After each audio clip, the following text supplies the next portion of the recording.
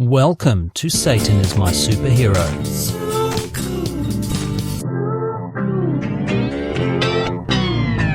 In this episode, we continue breaking down the Book of Revelation.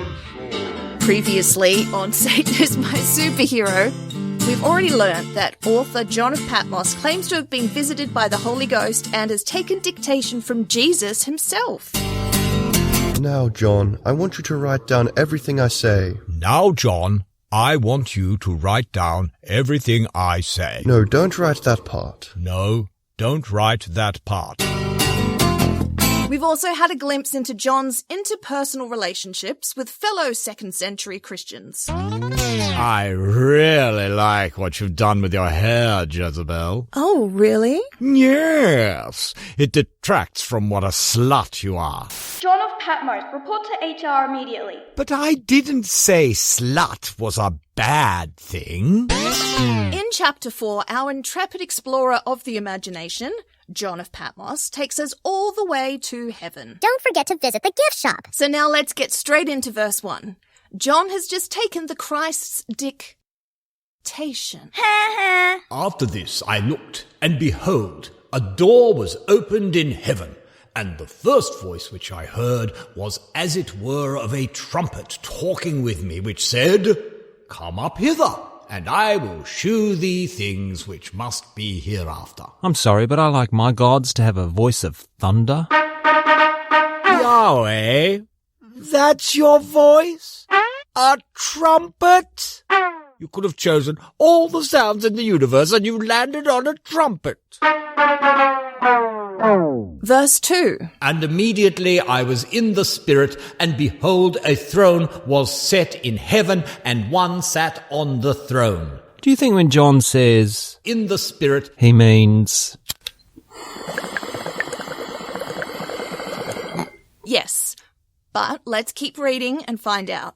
Verse 3. and he that sat was to look upon like a jasper and a sardine stone, and there was a rainbow round about the throne in sight like unto an emerald. Jasper and sardine stone? A rainbow? Who was John's in the spirit dealer? I'll have what he's having, am I right? Okay, let's break this down. So first, And he that sat was to look upon like a jasper and a sardine stone. John saw a sardine sitting on a throne? that was a dolphin. Yeah, I couldn't find a sardine sound effect.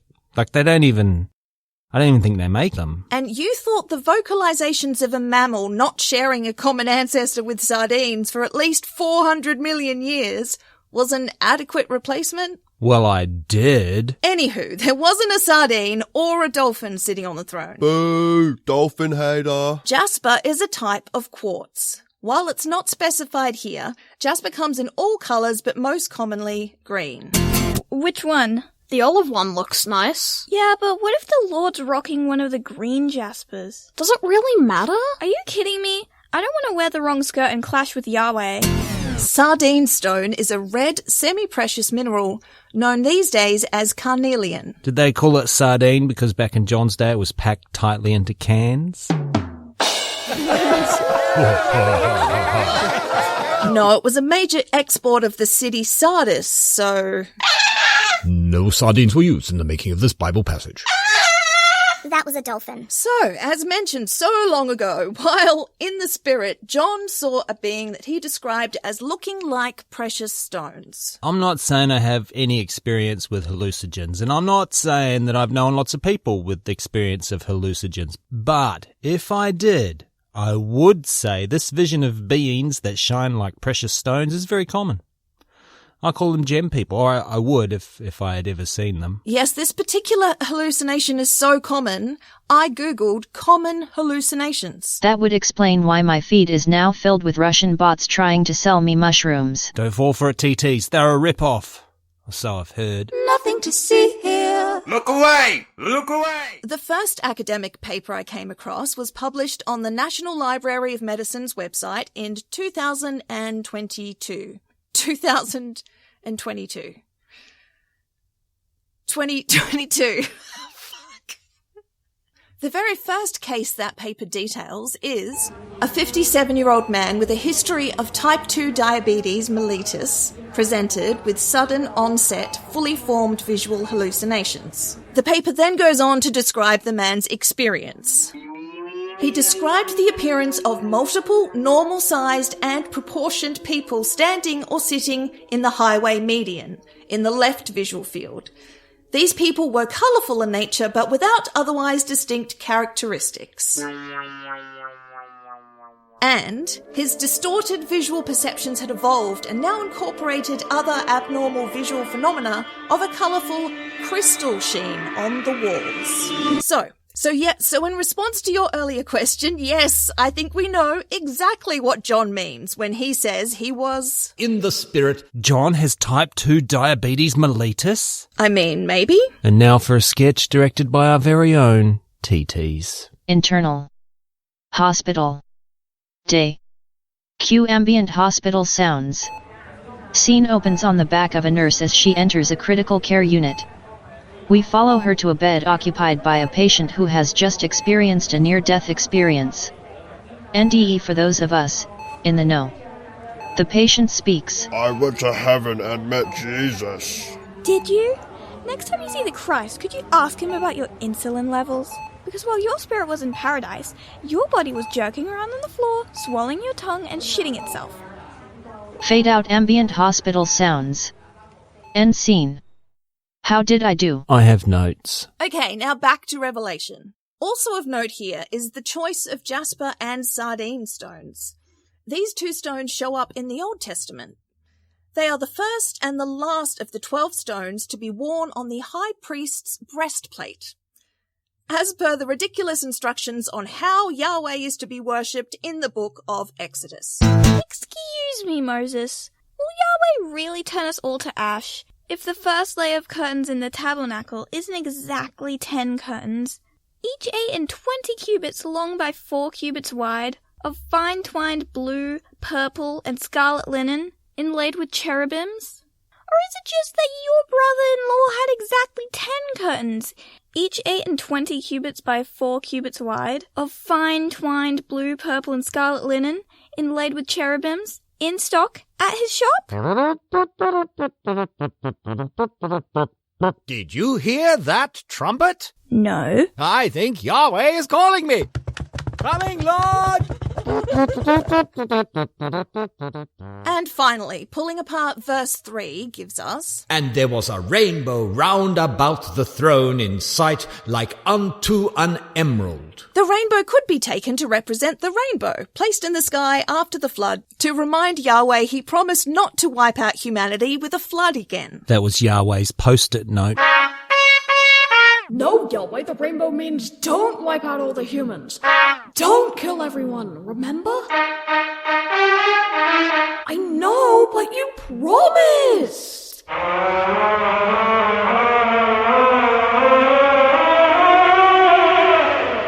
Yeah, but you'll be breaking a promise to yourself. And you don't want to be that dude, do you? Most apologists I read agree that the rainbow is multicoloured as one would expect a rainbow to be. But green is the dominant colour. See, this is exactly what I was talking about. The olive one looks nice, you said. Does it really matter, you said? Yes, it fucking mattered. Now I look like an idiot in front of Yahweh. Fuck you! Verse 4. And round about the throne were 24 seats, and upon the seats I saw 24 elders sitting clothed in white raiment, and they had on their heads crowns of gold. You might be surprised to learn there are many theories about who these 24 elders are. Many disagree. These 24 elders might be the ones handpicked by King David back in the day. Eeny, meeny, miny, mo. In 1 Chronicles, we are fed a story of David drawing lots to decide the order in which 24 priests from 2 prominent families would serve at the temple.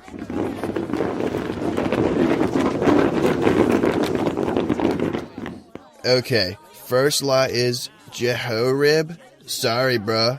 Looks like you're cleaning the toilets on Thursdays. Oh man, I hate it when we draw lots. Hey, totes for real, my guy. Hate the game, not the player. Fuck you, David.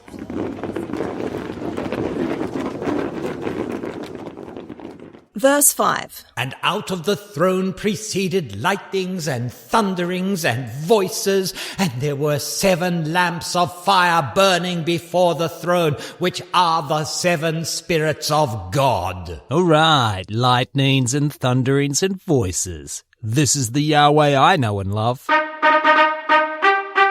Go away, trumpet. No one wants you here. Now these 7 lamps of fire burning before the throne are reminiscent of the 7 candlesticks from chapters 1 and 2 in this very book. But it's more likely John is referencing Exodus once again, where Moses was given very explicit instructions from Yahweh on how Yahweh ought best be worshipped. He mentioned 7 very specific and elaborate lamps. Excuse me, Moses. Don't you think it's weird that Yahweh specifically asks for pure gold lamps, beaten into the shape of an almond tree, with trunk, branches, flowers, and buds? And your cousin just happens to exclusively make pure gold lamps, beaten into the shape of an almond tree, with trunk, branches, flowers, and buds? Did you hear that trumpet? No. I think Yahweh is calling me. Coming, Lord!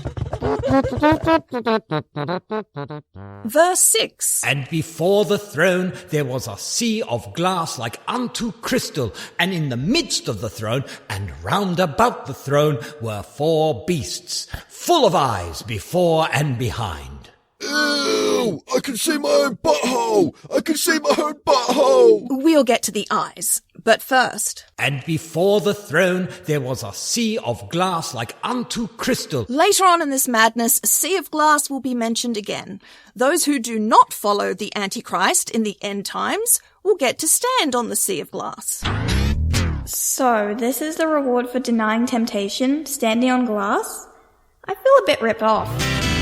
I think the sea of glass is, pretty simply, heaven's floor. Is Bob Dylan knocking on it? What? No. Anyway, my heaven's floor theory is just one of the many, many explanations for what this sea of glass might be. I'm very surprised. You've found division among Christians. Here are just the first 6 expert explanations I found. It's time for a list. Oh yeah, it's that list time. Scooty up, yeah. 1. This sea represents a sea of people, the whole human race. Gross. 2. The blood of Christ. Why would it be that? 3. The wading pool in the OG tabernacle. Wouldn't it be the other way round? The wading pool in the OG tabernacle would be the representation of the sea of... You know what? Forget about it. I'm getting drawn into this madness. Carry on with your list. 4. A medium for all entering heaven to be baptized. That's kind of the wading pool again, but whatever. 5. The Earth's atmosphere, signifying heaven sits directly on top of our world, which is pretty much my heaven's floor theory. Where we can upskirt the angels. And 6. It's a metaphor. Just like the sea, under Yahweh exist many mysterious things. Like dolphins, and their very, very close cousins, sardines. The list goes on and on. Trust me. The list gets dumber. I had to limit her to 6. There is one more. I failed. My favourite was that it is the looking glass through which Yahweh looks down on the world. And that's why I always masturbate under the blanket. Perhaps John just imagined a really well-polished floor. And not that I know from experience, but a polished floor can have a powerful effect on you when you're tripping balls. Oh, wow. I can see myself in the floor. It's like I'm looking straight into my own soul. I can see everything. Like that time I kissed Michael Buckingham's ex on the swings. I don't think she was even that into it. I'm such a shit person. All right, in verse 7, we get to hear more about these 4 beasts. And the first beast was like a lion, and the second beast like a calf, and the third beast had a face as a man, and the fourth beast was like a flying eagle. All right, this is what I'm here for. These 4 beasts sound a lot like the ones found in Ezekiel, except Ezekiel's were more human-like in their main body. Ezekiel calls them living creatures. They have 4 wings and calf feet that shine like burnished bronze. Can I just say, darling, I love the wings. The wings are hot. The wings are sexy. The wings are now. The little calf feet? What are you going for there? According to Ezekiel, each of these winged living creatures... According to Ezekiel, each of these winged living creatures had 4 faces. As for the likeness of their faces, they 4 had the face of a man, and the face of a lion on the right side, and they 4 had the face of an ox on the left side. They 4 also had the face of an eagle. So John has taken Ezekiel's lion, ox, man, and eagle faces and spread them over 4 different beasts. I feel like that would make relationships easier. Don't you turn your cow face on me. Moo? Ezekiel also talks about each of his 4 living creatures being accompanied by a wheel-shaped creature covered in eyes. I'm sorry, what? Yes, a wheel filled with multiple wheels. The rims of each of these multiple wheels is covered in eyeballs. These are the moments when you think, maybe this book isn't made up, because who would make this up? Probably someone who's in the spirit.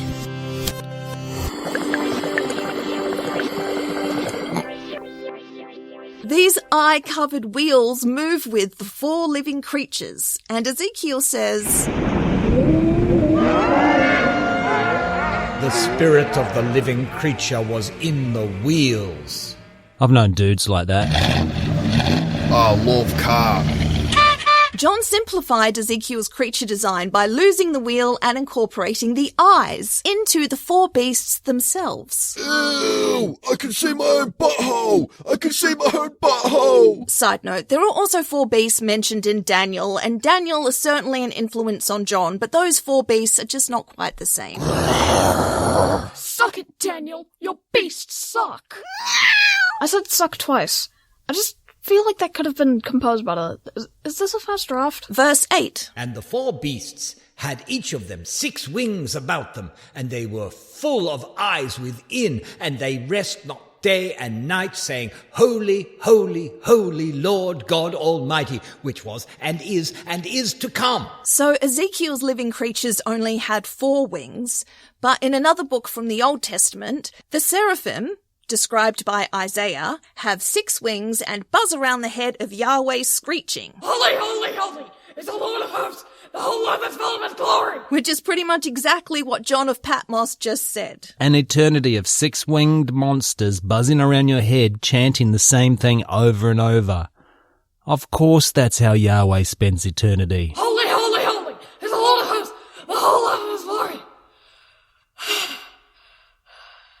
Do you think we can stop now? Would you like to be turned into a pile of ash? Holy, holy, holy is the Lord of hosts. The whole earth is full of his glory. I feel confident making the case John's 4 beasts are a combination of Ezekiel's living creatures and Isaiah's seraphim.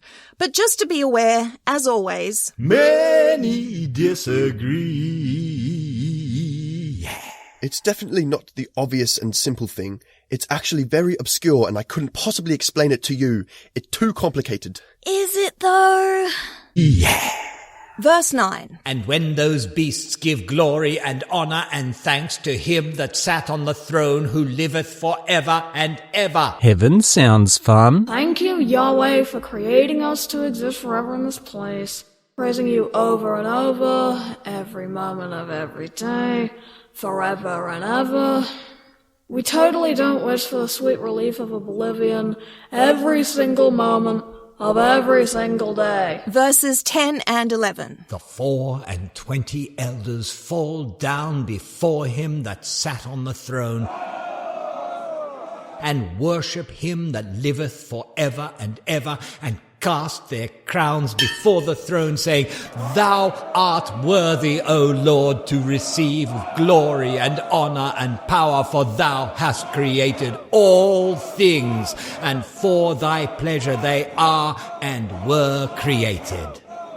I know you mentioned it earlier, but there was way too much other stuff going on. What are priests doing wearing crowns? The priestly class wear crowns in the Bible. When else can they larp it up if not in their own book? If I wrote a book about my made-up bullshit, I would have a crown too. Holy, holy, holy, Lord Alexi, which was and is to come. You don't have to worship us forever. A simple 5-star rating will do. I mean, maybe a bit of worshipping would be nice, but we'll just take the rating for now. 5 stars. Did I mention that?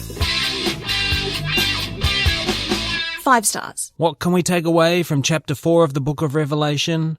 From the start, we've been tracking the 3 main theories as to what this madness is. Prophecy, coded rebellion literature, or xenophobic propaganda. In our last chapter, we uncovered evidence to suggest it might also be an incel manifesto. It's called X now. I think we have to add yet another option to the list. Hallucination Dream Journal. But it wasn't a dream.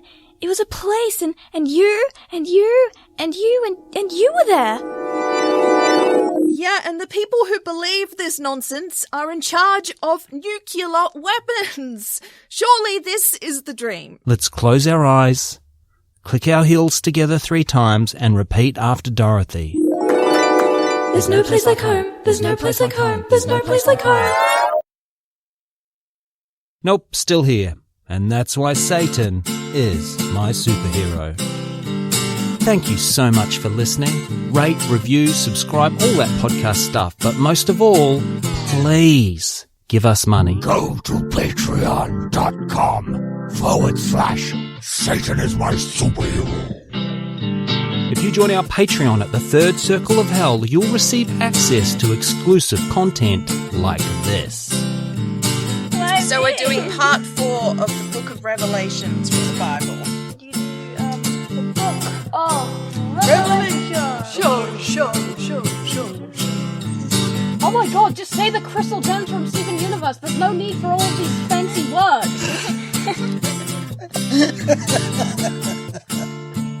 Okay, make this about me. There are only 2 genders, fear and liberty.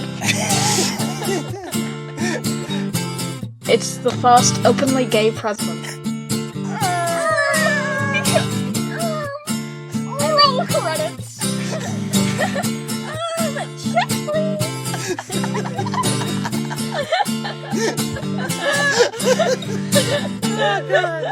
Let's cut all that. Cut the last 10 minutes from your memory. Maybe the real superhero were the Satans we made along the way.